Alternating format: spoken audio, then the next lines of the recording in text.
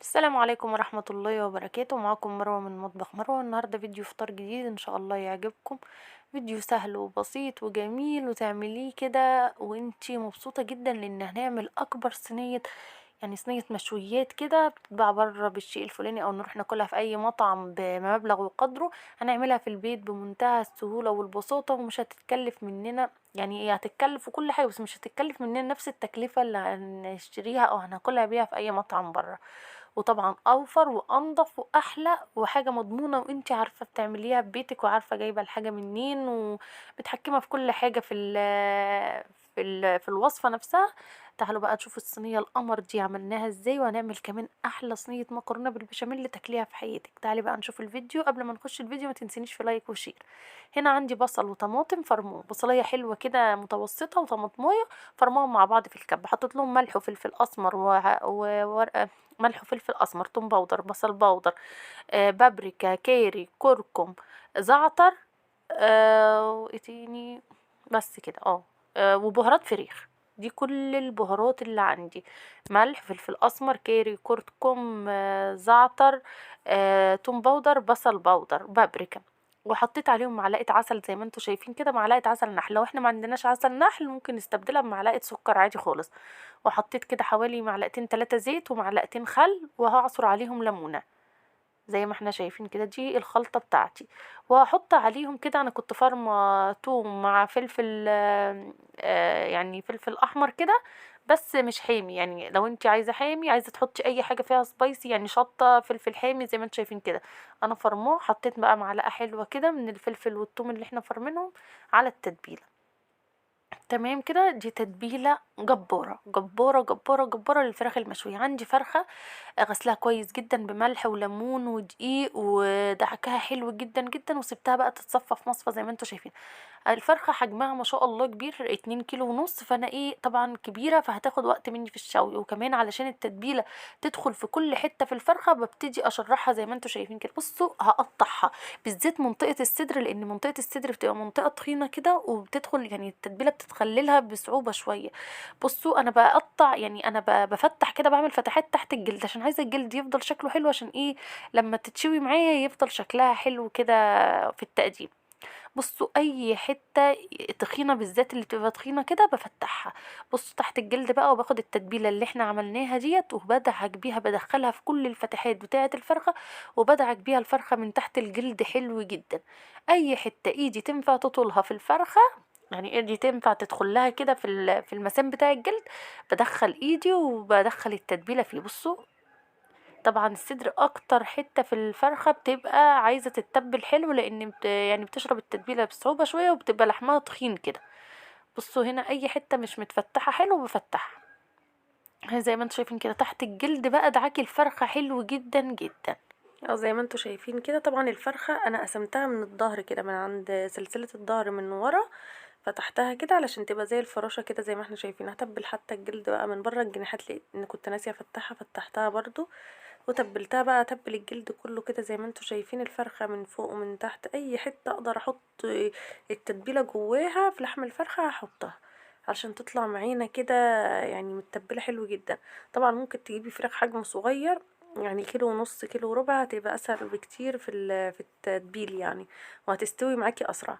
الفرخة احنا هحطها بقى على انا دلوقتي تبلتها، كنا يعني بعد السحور على طول، يعني سحرنا وتبلتها وشلتها زي ما انتم شايفين كده. بقى احط بقية التتبيلة عليها، اشيلها اغطيها بغطاها واشيلها في التلاجة لغاية تاني يوم. هعملها يعني هعملها احطها في الفرن كده على الساعة 3:30.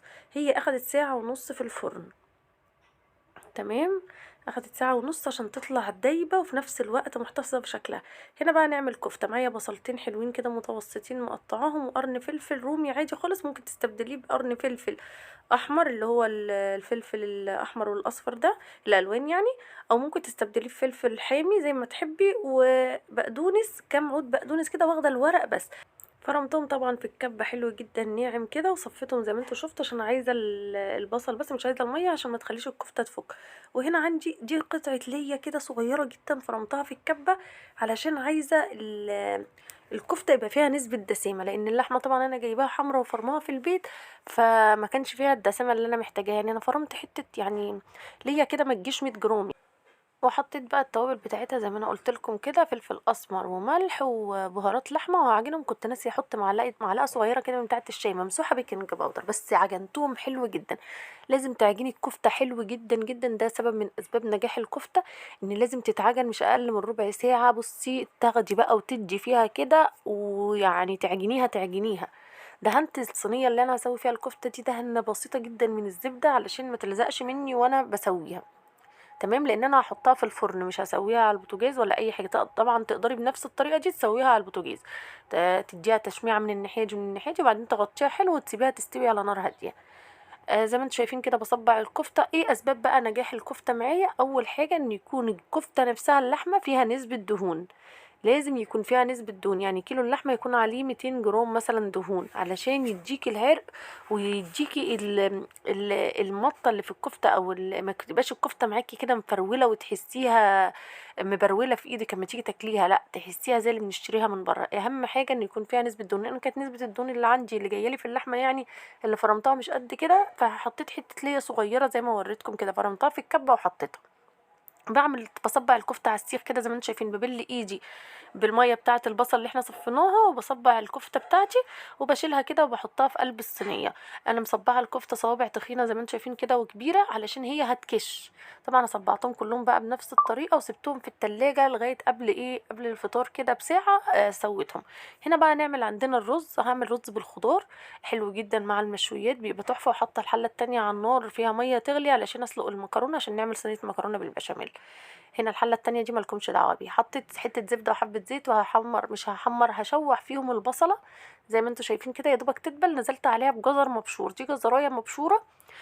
تقدري تستغني عنها وتحطي، يعني تقدري بدل ما تبقى مبشوره تحطي جزر مع البسله اللي هو الصحيح المربعات ده اللي احنا بنعمله مع البسله عادي خالص، بس احنا بنحب الشكل ولا طعمه يعني هو تخين كده في الاكل، فبشرتها عشان تبقاش باينه مع الرز اساسا.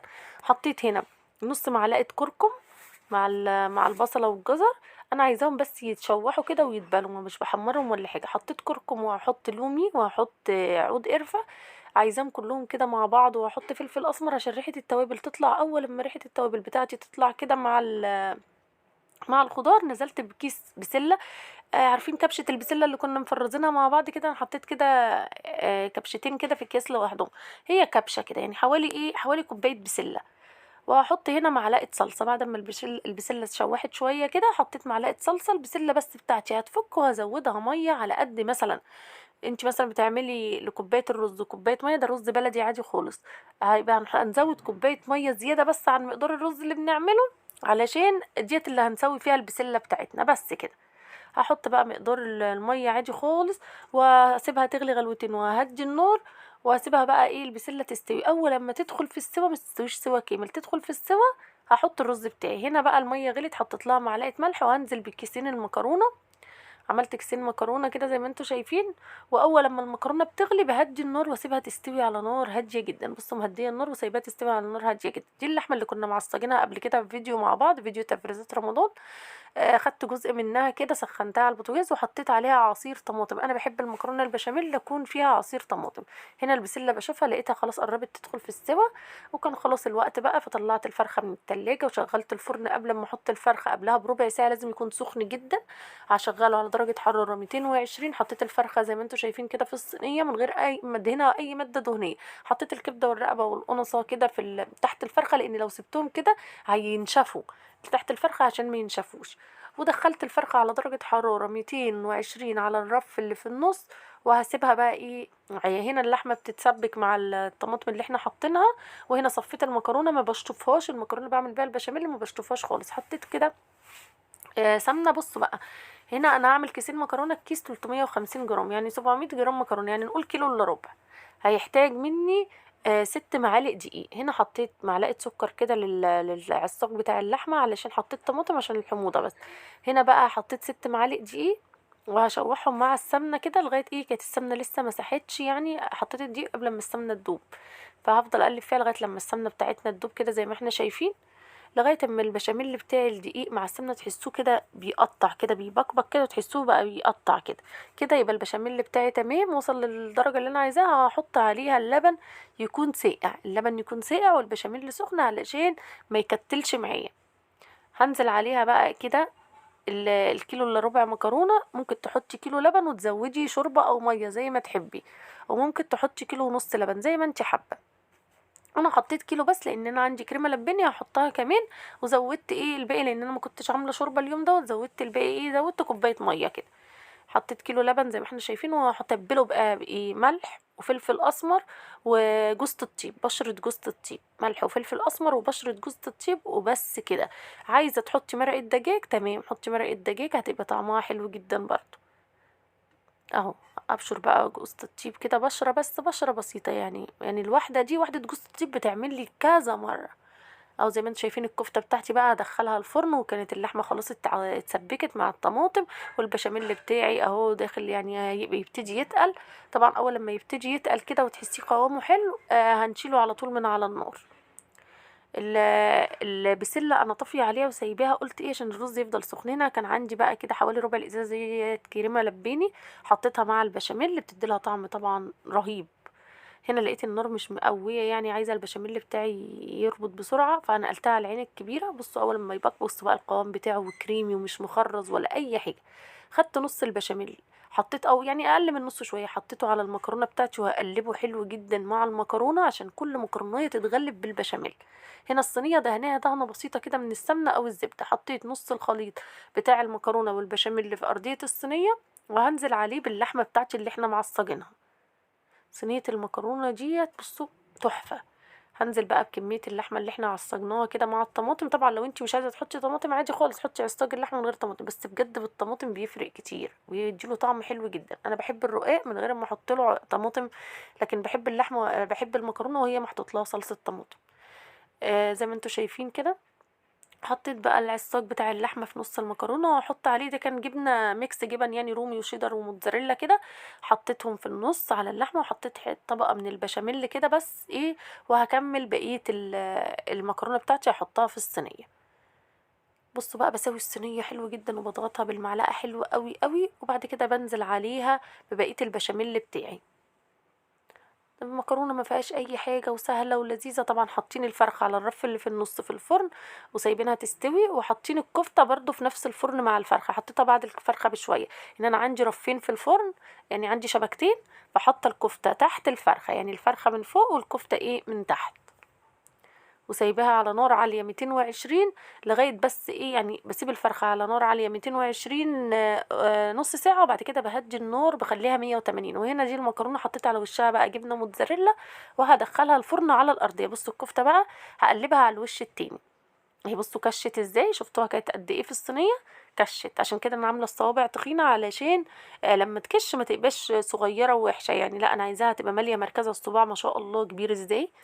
هنا بقى كان خلاص الوقت، يعني كان فاضل حوالي ساعة ونص على المدفع كده، فقلت نعمل بقى الرز. هنا هسيب المية تغلي، انا كنت ناسي احط له ورق لوري فهحط له ورق لوري. وهنا ديت بهارات رز كنت جايباها من مايوي، يعني طعمها بجد رهيب.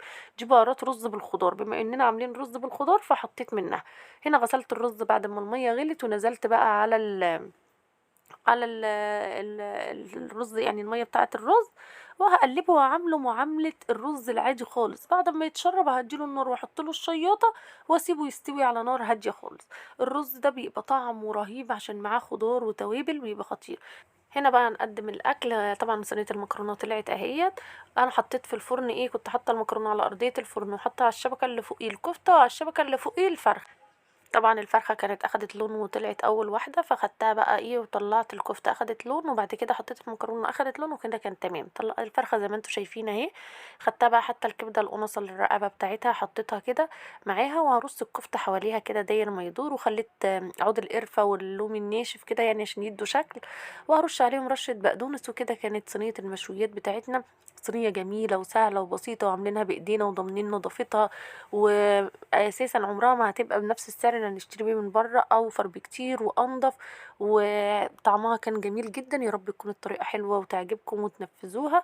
وده كان فطرنا النهاردة، يا رب يكون عجبكم. ولو عجبكم الفيديو بقى ما تنسونيش في لايك وشير وسبسكرايب للقناة على اليوتيوب، وتفعلوا زر الجرس عشان يوصلكم مني كل جديد. والسلام عليكم ورحمة الله وبركاته.